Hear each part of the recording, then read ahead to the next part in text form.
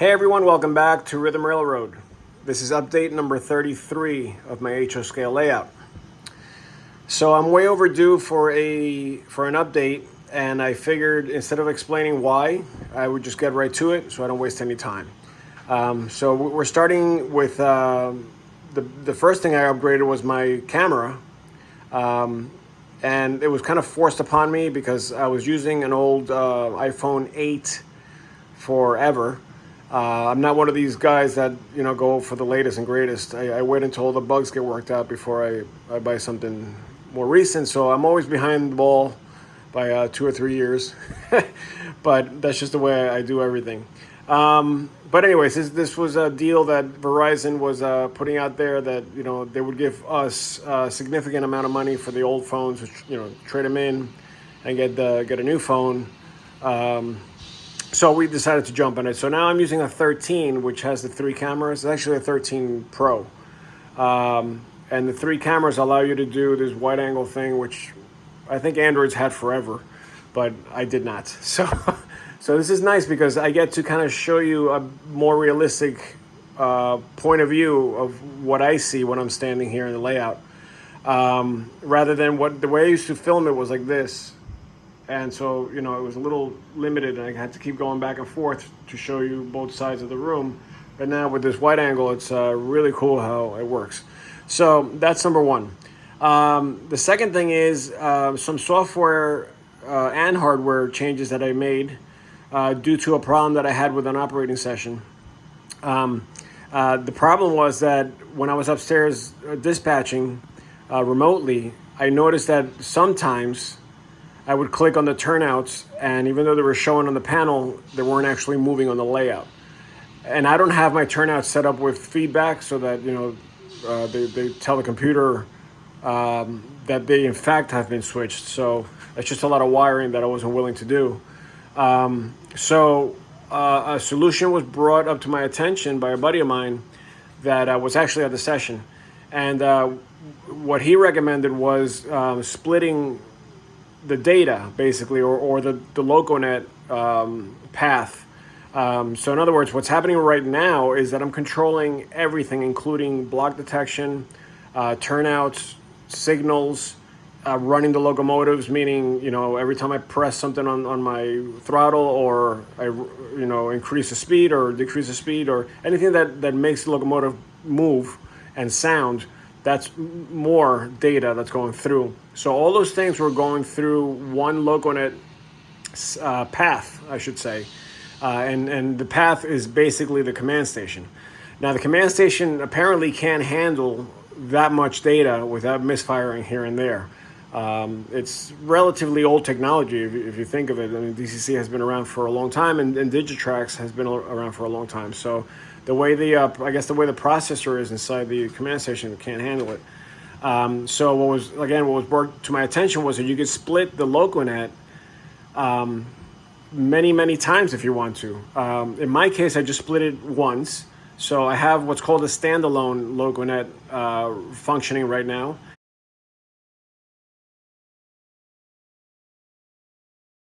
So it's basically taking half the load of data off the main LocoNet, which would be the command station. So the way I did that is basically by buying something from Railroad Circuits called a Loco Buffer. I ended up getting the Loco Buffer NG, which means next generation. I'll try to put a picture of it up on the screen here.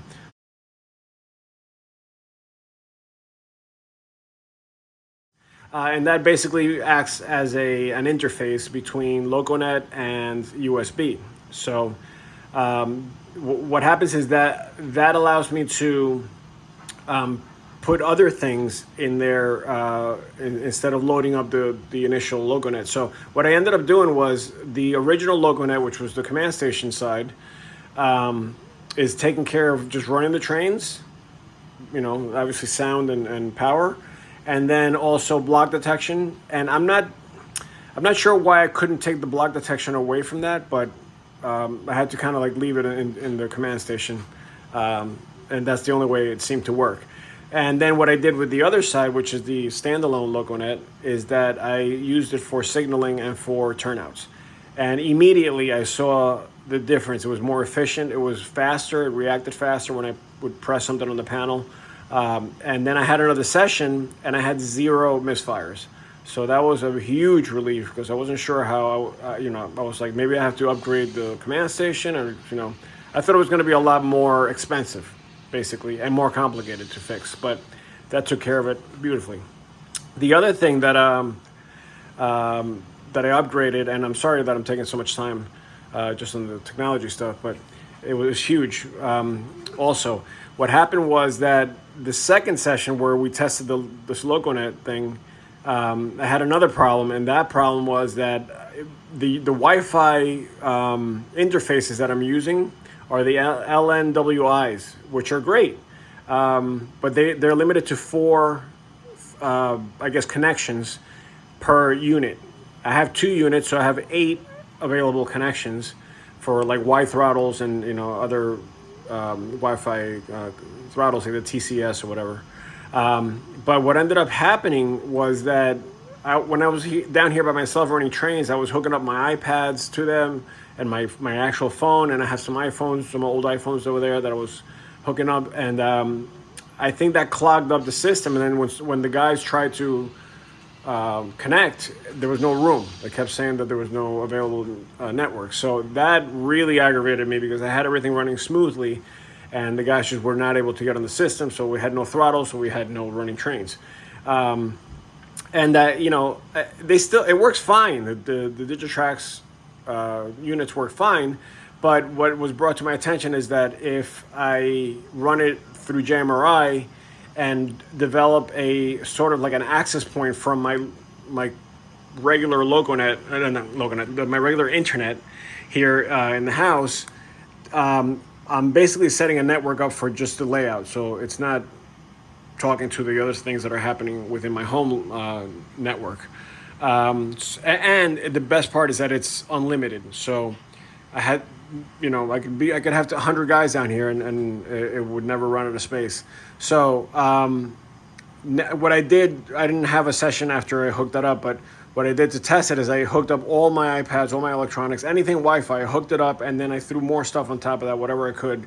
And the list was there was 20 things going at once. I took my wife's phone and I just hooked that up just for the heck of it, and no problems. I was running 5-6 trains at the same time, and I basically tried to max it out, and there was 0 problems. There was no signal drop or anything like that.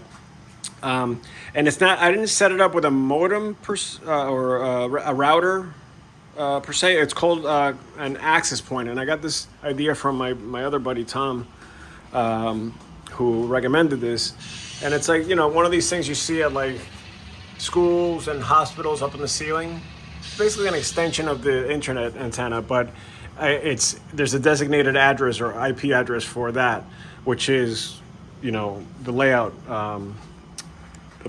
IP or name, so that this way when guys come here to run trains, they can just look for that for that name. I basically called it Rhythm Railroad, which is the name of my railroad, and it pops right up and it connects very easily. So that was a huge fix. By the way, what I forgot to mention about LocoNet and that split that I did is that you can't. The only bad thing is that you can't run it without having JMRI running. So in other words, JMRI is what puts it back together, so that everything functions. So it's coming from 2 different paths, and then JMRI kind of combines it, puts it back together, and puts it in the panel as if it was just one thing that's happening. The other bad thing that I wanted to mention about the access point, and it's not a big deal, is that again, you have to have JMRI running, because if you don't, then it's not seeing the server. So when I'm down here by myself and I don't want to throw the panel up because I just want to run trains. I'm not worried about anything else. What I do is I just hook up to the other Digitrax interfaces, which I already have, routers, which I already have, and then that makes it so much simpler. So that's that. Now we're gonna get to the actual layout. So I'm gonna just jump over to the first section I want to show you, and I'll see you there. All right, so real quick, this is not a big deal, but I wanted to show you anyway. I've had this up forever. It was just plaster cloth. But when I was working on another scene on the other side of the layout, I had some sculptor mold left over, and I had some in my hand, and I was just walking by here, and I decided to just scrape it off my hand, just to clean my hand. And I ended up with this little cluster of sculptor mold that to me looks very much like rock. So I liked the way it looked, so what I did is I basically just I tried to just spread it out throughout this scene here, because what I was concerned with here was that if I used the plaster molds, like the ones that Woodland Scenics has and stuff like that, they tend to come out a little thick. So I was looking for something that was very low profile rather than having to stick those on in front and getting really close to the rail. So that actually worked out great because it just goes right to the plaster cloth, and I was able to make it look like rock once I painted it. Obviously, I have to go back and paint it a little better. There's still a lot of plaster kind of showing through, so I have to get into the crevices and stuff. But for me, it's good enough. That looks pretty convincing. And so, this is all I had, but I plan to continue this all the way to there, and then I'm just going to kind of make a hill. And then this will be a retaining wall on an angle, which I've seen. It's kind of cool. I like these retaining walls that are on an angle like that. And it's going to run up to the bridge scene there. But this thing over here, I actually built for my Ticonderoga scene up on the other side. And I ended up, putting it here just temporarily, but I actually kind of like the way it looks like it's like a little valley thing. Not sure if I'm going to go with that, but one thing I should mention is that I'm putting an extra siding here that's going to run basically from the beginning of this staging lead. It's going to go from there all the way to the bridge right here. So I'm going to probably open it up right here. And it's going to be, just a little bit, probably about 2 inches away from this track. And the reason I'm doing that is because I noticed that during my operating sessions that in order to get a train out of staging, you have, in order to create a possibility for passing, you have to go all the way up this thing. You have to go through the gate, which is not necessarily a passing thing. This is more like a dodging thing. If you have a train coming and you want to get out of the way for a southbound, you can get out of the way going through the CSX main here, but that's kind of silly. So it's still a long run. You have to go through all of this, all the way up the bridge, around. All of this is still single main and then once you go into the tunnel, that's the first opportunity for passing because that's where the first siding is here at Saratoga Springs.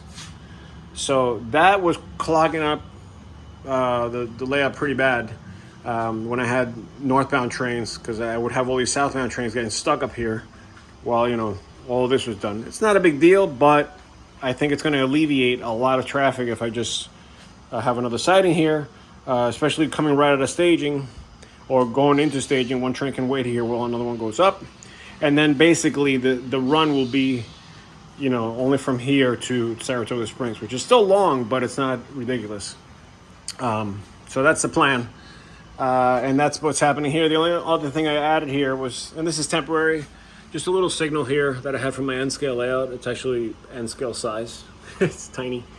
But I put this here just because I wanted to make sure that I had a way to let the guys get clearance for staging, because sometimes they would be coming down and they would just go right into staging because there was no stop signals.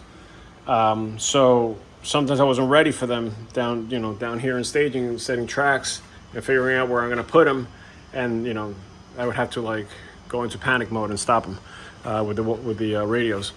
So that's basically all that's happening in this section here.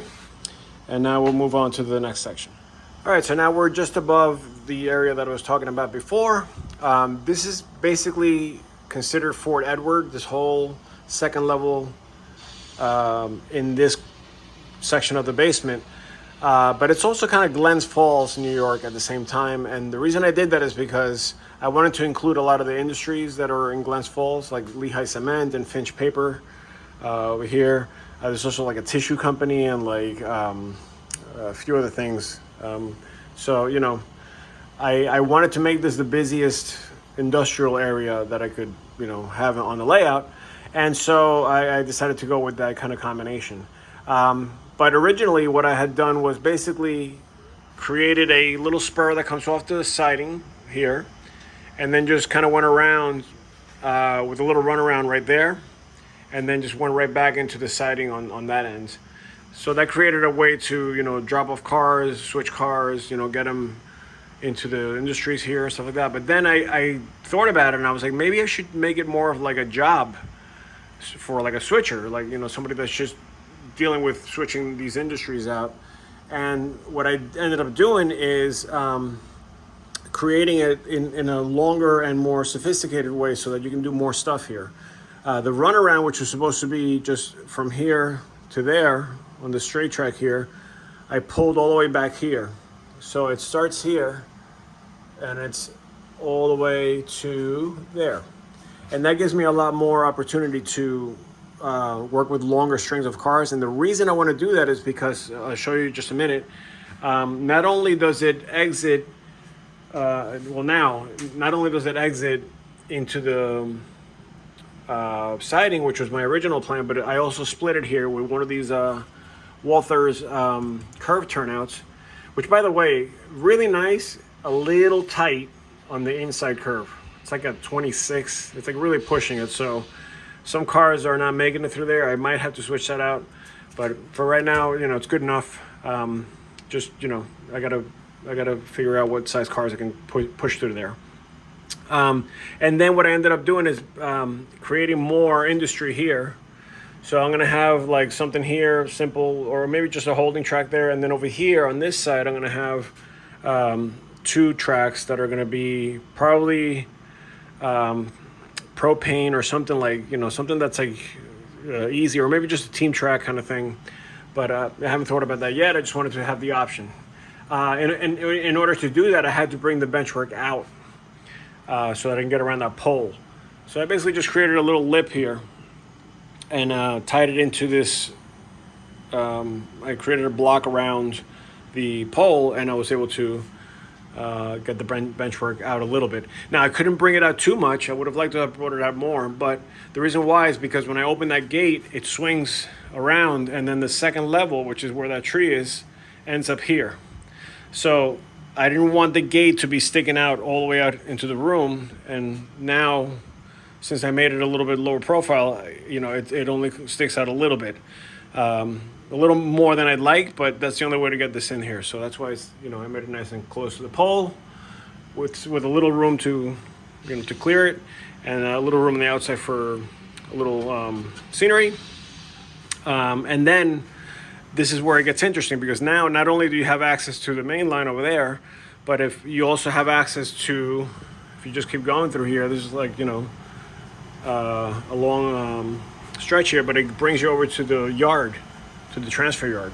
So that's kind of cool, because now anything that might be sitting here could be pulled back into the industrial area and switched out, and vice versa, for trains to pick up here rather than there. And that again alleviates a little traffic, because if everybody's working just in those, you know, 2 tracks with the siding and the main, it creates a problem. Not to mention that I have more industry off the main line, because all that stuff is off the siding, but off the main line I have the stinky chemical, which I just call it that because it's funny.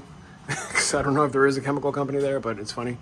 And then I'm gonna have another little spur that comes out of here that's gonna go in the back there for the plastic pellets and whatever else. The tissue company will be over here somewhere. And then I also have another one that comes out of here that goes up to the cement plant. Obviously it's not finished, but that back corner is all the cement stuff. So that's, you know, that's a lot better. Oh, and by the way, I had to also extend the benchwork on the gate, because originally the benchwork, you can see it stopped here. So I basically just attached another box. I'll show you from the bottom. And I was able to create a nice sturdy platform for that siding, and still not take away from the sturdiness and the integrity of the gate. It's been working great, by the way. All I had to do is just create another connection point here for the power, which I did with this audio cable. I had it laying around, so I figured I'd use it.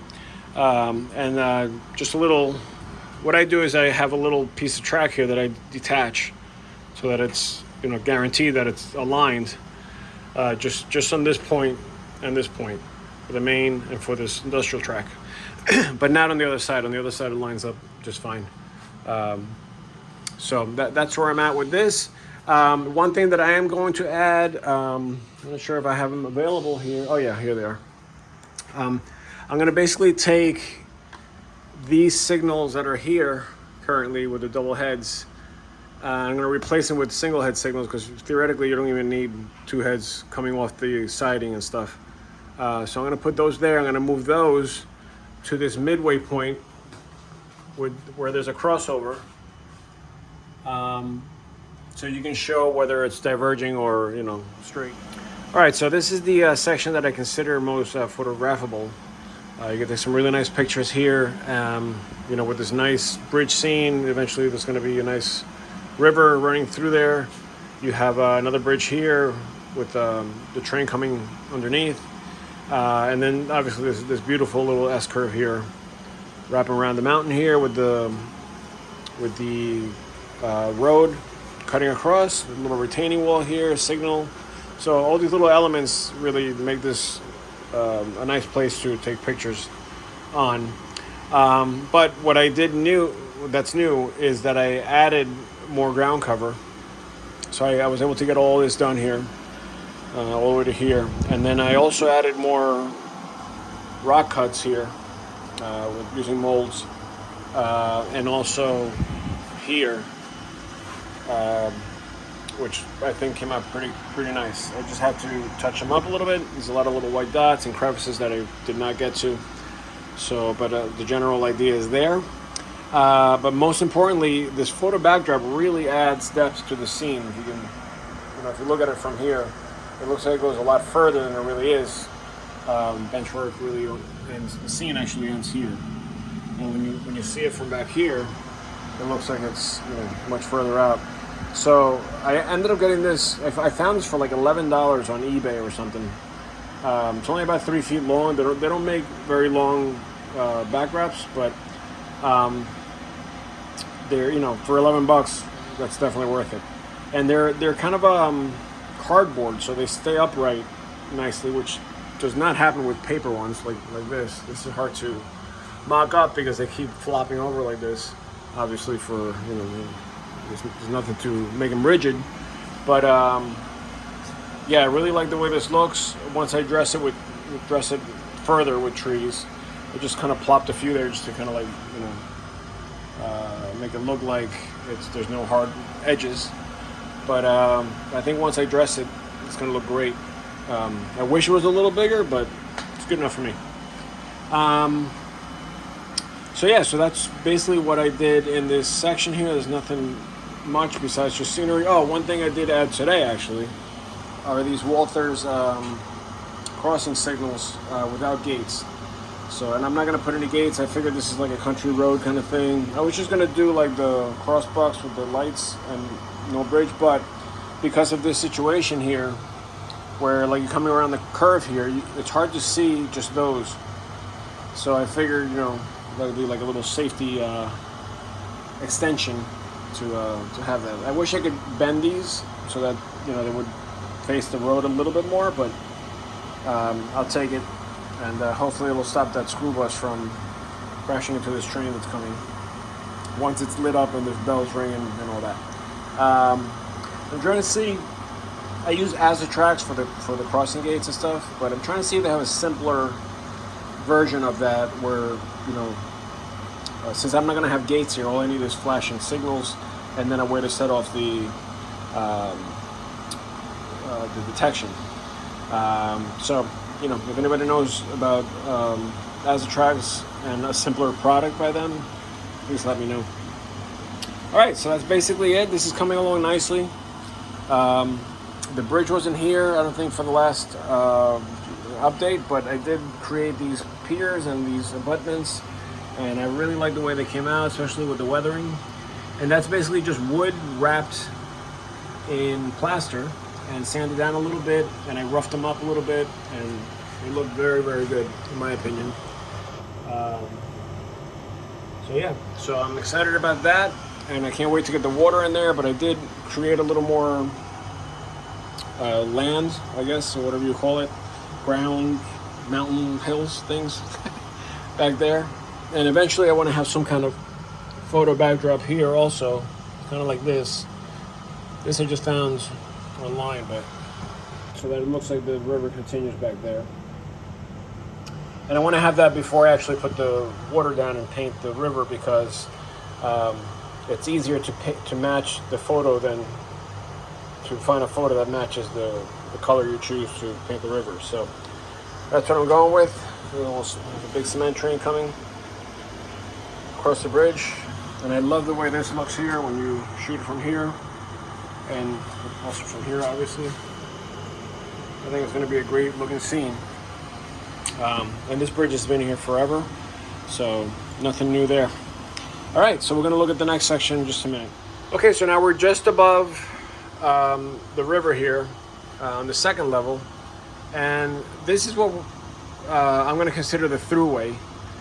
My buddy Mark, who's building the layout with me, suggested that. It's, you know, I tried to make it a nice wide road on either side, so I can get probably 3 lanes on either side, with, you know, still with a median, something grassy here or whatever. I may even make one a little lifted and the other one down. You know how like highways sometimes are at different levels, but I can't go too far because obviously the clearance is there. The truck is not really clearing, and I've seen a lot tighter squeezes in real life, but I don't want to, you know, by lifting this, I don't want to lift that either. So I might end up going with this side just to kind of fake it a little bit. But anyways, I really like the way the bridge came out. I basically built it out of styrene. The main part is styrene, and then these are just the bridge panels that you buy. I forget what company makes it. It's the same company that makes this bridge here. I'll remember the name in a little bit. But, you know, nice quality, good details. The rivets look great. And I always wanted a green bridge, like one of these faded green bridges, so I took the opportunity to make it here. It's obviously double track, and I like the little supports on the inside. And you know, the only thing I didn't do was ballast this side, which you don't see anyway from here, but you know, I got to go back and do that. It's just a little uncomfortable to get in there. The abutments and the center pier here, I made the same way as the ones down here on the river, with wood, and then just plaster over it. And these I wanted to look a little rougher, so that's why I left the plaster all messed up over here. And I created little holes and stuff, and I also painted some patches. You know, I'm just pretending like there's graffiti under there or whatever. There's another patch in there. You know, little holes and scrapes and stuff. I think add a little more character. Things that you don't notice, but when you have it in the scene, it really makes it come alive. So stuff like this, you know, at least I see it around where I live, patching and stuff like that. And then obviously I created my little hills here, a little retaining wall. I'm not sure what I'm going to put here yet. Probably just a little sand lot or dirt area there for maintenance vehicles to just sit there. And then I started to create my grass and bushes and stuff like that on either end. So that's coming along nicely. I had these railings from a ship that I bought. Well, I got these to add to a ship that I bought for my N-scale layout. And I just never put them on. I didn't need them. So I ended up putting them right there. And they look pretty good. I might not have them in a white color. I might paint them a different color, like a gray or something, but they look all right.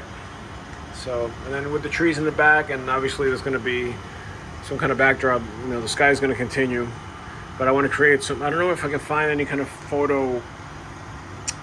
It's hard to find photos that are that wide that don't look weird. Like the angle doesn't look weird when you put it back there. So I might have to take two separate photos, like literally taking myself somehow. I don't know how I'm gonna pull it off, but maybe it'll fix that back of the scene there. But the rest of it is I'm just gonna fill up with trees like you see here and there. And that's basically it on this little section. Nothing else. All right, so just off to the left of the scene that I was talking about before, what I did here is I put another turnout here, which creates this long, well, not long, but a little bit of a stretch of track here.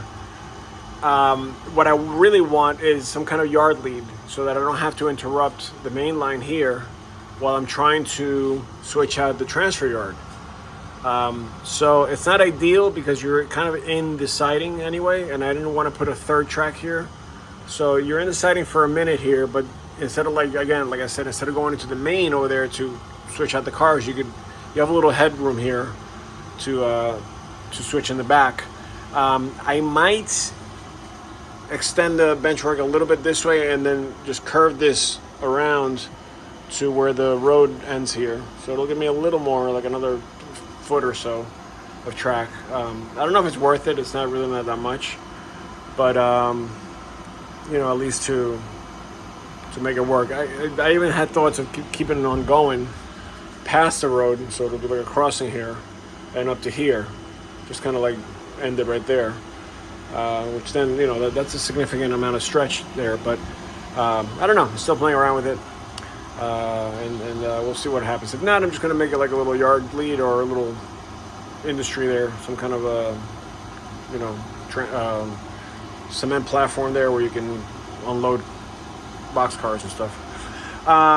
So the only thing I did here that's kind of new is that I painted the ground. Simple, but I've shown this scene in other videos. Just I didn't have this. This was all white before. I didn't have it covered in brown paint. So you got the Starbucks, the gas station, mini mart, and that's the end of that scene. I did acquire some free houses. They're terrible. They're like power model or model power from years ago, from probably about 40 years ago. But they were free, so I'm going to put them in the background there. I'm going to, weather them up a little bit. And then I'm going to put a fence in front here, or it's actually their backyards, to kind of blend it in, a couple of trees, and just kind of hide them, but just leave them there, because what I want is to create some kind of like, row of houses here that end up there somewhere, and then the road's there. So I don't know. I'm still kind of playing with that as well. So we'll see. But this little photo backdrop that I put back there kind of works. I just figured it would be like a crappy road where like there's industries and stuff, and I don't know, houses in front of it. So that's what I'm going with. All right, next spot. All right, so this is the third level here, which I'm not sure what I'm going to call this area. I think it's going to be like Fort Kent potentially, but what I wanted to do up here was extend the bench rig a little bit, which I did, and then create not a highway, but like a wider type, road, where it would start actually here, like this. It would be introduced to the scene here, and then it would go up and down slightly, like rolling hills kind of thing along the tracks, and then eventually make its way around all the way up to here, and it would start climbing and would go over and disappear back there somewhere. So there'll be like a bridge that goes over the tracks here for the cars. But I think that might look kind of cool. I wanted to keep this simple. I didn't want to overdo things up here because the sight line is kind of low, so I don't want to put a lot of stuff that gets in the way right there. And just another thing I did is I added LEDs all throughout here, so now it looks a lot better. I even added here on the bottom of this new scene here. Oh, and by the way, I had to extend this. The scene used to only go up to here, up to where the bridge pier is. So I brought all that out to here, and it's much better. I still have enough room to look down and see everything. It's not blocking. It's not like too far out, and the lighting definitely helps the scene down here. I will obviously continue to light this up, and I'm I'm eventually going to have lighting up here, like the really strong lights up here, like I have on the other side of the basement, because that really makes the whole thing come together when you have those lights coming from the top. The yellow LED, the ones that I have here in the basement are not quite enough, so it looks a little dim here compared to the rest. So we'll continue that some other time. All right, next spot. All right, so this scene here is quickly becoming my favorite part of the layout. It's supposed to represent Albany, New York, and more importantly, it's supposed to be like the port of Albany. Now, I can't really model that because I would need a lot more room, and I also don't have room for water, even though I might extend this just to add water here a little bit. But I don't know, I can only do so much. And also, the layout of this area was a little bit different, and the purpose was also a little different. So let me just explain what I did. Originally, I already had the main here, the double main, that went across like that, and I was going to make an auto rack facility there. I had the turnout in place already, and the split here for the 2 tracks. And what I was going to do with the auto rack facility was have it so that the unloading ramps were here, and then this would be the area where you would unload, and then the road would go down under the tracks, and then this would be a parking lot where they hold all the cars. But that's why I put this wood here. But I figured that's just going to be a pain, and I'd rather do something more with this scene, because it's a lot more interesting than just an auto rack facility with the ramps and that's it. So I moved the auto rack facility to the yard on the other side, which I'll show you in just a minute. But what I did differently here is I added a 3rd track, which still gives me access to it gives me room to put in an access road. And what I wanted to do, as you can see here, is kind of come through here, cut across the spur here for the other facility, which I'm going to tell you in just a second about, and then across the main. And the idea is that the trucks come in this way, and then they use this area to kind of like back in to the back here, and there's going to be a shed here. I'll probably have a few more tanks here and a shed here with a way to load the trucks, and then obviously there would be like a pit or something for them to unload if they need to, and that would go through a conveyor belt back into the elevator and up into these silos. But that's the most realistic way I could do it with, by squeezing it in here, because obviously these things have a lot more room. But I think that'll be spacious enough to not look too cluttered. And then on this side, what I did is I added this turnout, so that now I have like a little bit of a lead here to switch out the tank cars. The actual facility will probably start where these boxes are, kind of like here. It'll be like a fence or something. And the reason I wanted the road to come through is because I might just add a little more bench work here and make like a little truck loading thing here with a little office and whatever. And then I'll probably get another tank like this one, which, by the way, these are really nice. These are the Walthers, they call them tall tanks. But kind of cool, simple, but it looks good. But they make another one that's shorter, so I'll probably put that one here. It's a little wider, but it's probably half the size of this one, or half the height of this one. And so this will be like a petroleum, like crude oil kind of thing. I don't know. I'll figure it out. And it'll be just simple in and out with the 2 tracks. So yeah, so the ballast is new that I added a few weeks ago. Really, it's so funny how like ballast makes such a big difference. It really differentiates between what's a main line and what's not. So that's exciting. The only thing I didn't do was the outside or the inside, whichever way you want to look at it, of the ballast. So just got lazy and tired, and I just stopped. So now that's easy. I just got to finish that off, and that's it for this scene, pretty much. Obviously, there's only 3 industries: 1, 2, 3, and that's enough to make it look like a very industrial area here. Not as much as Fort Edward back there, but I like that I can put big industry here, like big buildings and stuff like that. And if you look at the Port of Albany, you'll see that there's a lot of silos and there's a lot of tanks and both grain like covered hoppers like this, and also tank cars everywhere. So that's what I'm going for. Yeah, so this scene is really coming along nicely.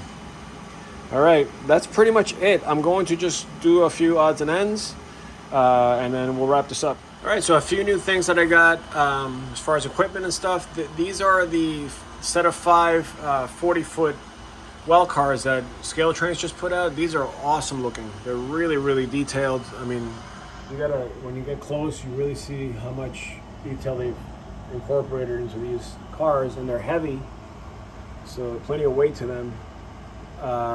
So I weathered them up a little bit. I'm not done doing it, but I made them look a little less. The only thing I didn't like was that they were like really bright yellow. So once I threw a little brown on top of them like this, and got them a little dusty looking, they looked a little better than what I got originally.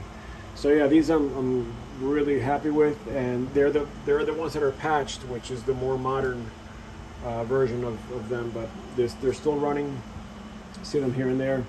And then I got a bunch of containers for them, so that's kind of cool. All right, so this is another thing that I was able to acquire that's really nice. This is called the UWT100. It's a universal Wi-Fi controller. You could hook it up to any layout as long as they have some kind of Wi-Fi connection.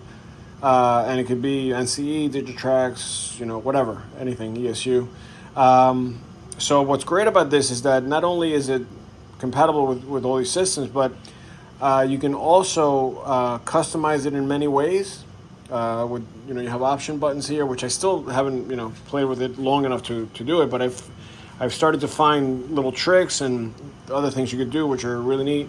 But the most impressive thing, in my opinion, is that when you set up a consist, it all happens internally. So you don't need the command station to do it for you. So, for example, when you have a consist of, let's say, 3 locomotives, when you select the locomotives, you can select which one's going to be the lead unit, so that only that unit is blowing the horn, ringing the bell, the headlights and the ditch lights, which I was not able to do before, because Digitrax, you have to do I think it's an advanced consist for that to work. Otherwise, every headlight goes on every locomotive, every horn sounds, every bell rings, and that gets annoying. So this is nice because it doesn't depend on your system. So when you do that, it's very interchangeable. Let's say you have, that locomotive as the head locomotive, and you want to make this one, if you switch around, you do a runaround move. So you can switch on the throttle which one is going to be the lead locomotive, and that's kind of neat. You could also control 2 trains at once, just like the Y throttle. There's a way to set up a double throttle in the Y throttle. So you could do the same thing here. It's just that instead of seeing both, you can control both at the same time, but you have your main one, which you can use the wheel for, and then you have your second one, which you can swap with a little button that says swap over here. You just hit that and switches it over. But I just found out today that you can control the speed from one here and the speed from the other here, on the fly without having to swap them. So that's kind of cool too. So yeah, this little thing is pretty cool. It's light. It feels like the NCE, like the layout of the NCE controllers, but not as bulky and not as heavy. And you can basically put this in your pocket, in your back pocket, and walk around if you need to use both hands. And I think it's going to be very useful when I go to other operating sessions and stuff like that. So highly recommend this thing. All right, so while I'm here, I was just talking about the throttle. While I'm here, I wanted to show you what I'm doing with the auto rack facility, which was on the other side, like I mentioned. But I think what I'm going to do is basically put it in this area here. This benchwork is going to come out a little further so that, I can get more trackage in here. I might square it off like this. I just don't want to make this too tight. I kind of like that you have a lot of room to get 2 people through here. But the other thing I'm going to do, potentially to not have to do so much of that, is come out of here with the turnout and have this whole thing be a lead into what would start to split here for the auto rack. So I would have all of this room for the auto racks, and then the unloading ramps would be either on the end, or sometimes they put them in the middle, like they split the trains and they bring out the cars that way. But I'm still trying to figure out that whole thing. But I was able to get one of these trucks for transporting automobiles, which is cool. I really like the way that looks. It's not, it's not like a metal kit or anything, but it was already built, and all I got to do is paint it up and make it look a little more banged up. So that's new. And the other thing I forgot to show you was that little photo backdrop that I have on the other side. I got another one for this area here. Obviously I have to blend it in with the grass, but once you put it up like this, it kind of blends in and it looks really cool, really convincing that it's much steeper there. Maybe I'll get more cows and put them up here somewhere. But that's gonna add. Again, these are like $11 online. They're cardboard. They stay upright, and the quality of the photo is pretty good. I mean, that's very convincing. And I was able to cut out the sky very well, very easily. My sky color is very similar to the sky it comes with, so you could barely tell. I mean, now that I pointed out, you can, but you can barely tell that it's a different color there. It's more significant here, so you can kind of see the sky that it comes with. So, but it's hard to tell when you're standing here. And once you get trees and stuff in front, it's going to look great. One other thing that I was doing with the scene, just to do like a forced perspective thing, is I had some old structures from my N-scale layout. So the houses are smaller, so I kind of shoved them back there. I'm going to kind of cover them with trees and stuff, so they look like they're further away than they really are, since they're smaller. So, all right, so that's basically it for this update. I'm doing more, and I'm sure I missed a few things, smaller things, with signaling and stuff like that. But overall, I'm happy with how everything's coming out, and I really like this camera. And the fact that you can get a nice wide view of the entire layout without having to pan so much. So, all right. So that'll be it. This is number 33. I hope to see you in number 34. Take care.